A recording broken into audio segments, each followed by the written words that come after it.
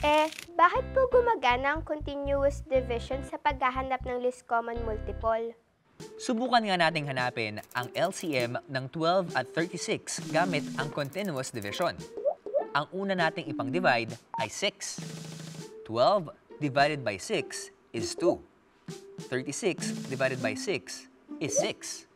Pwede ipang-divide ang 2 at 6. 2 divided by 2 is 1. At 6 divided by 2 is 3. Hindi na natin kailangan i-divide ang 1 at 3 dahil 1 na lang ang pwedeng ipang-divide sa mga ito. I-multiply nga natin ang lahat ng pinang-divide. 6 at 2 at ang numbers sa ibaba. 1 at 3 o ang mga numbers sa L. 6 times 2 times 1 times 3 is 36. 36 ang LCM ng 12 at 36. I-check nga natin gamit ang listing method. Ang multiples ng 12 ay 12, 24, 36. Tama! 36!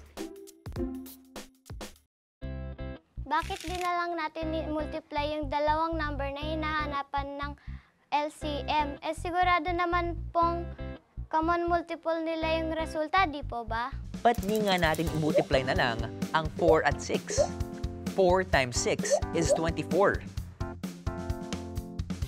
Gamitin natin ang listing method at i-drawing natin ang multiples ng 4 at 6. Common multiple nga ng 4 at 6 ang 24.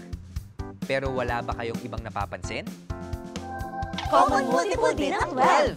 At dahil least common multiple ang hinahanap natin, ang pinakamaliit. Pwede nating itong ma-miss kapag minultiply lang natin ang dalawang numbers.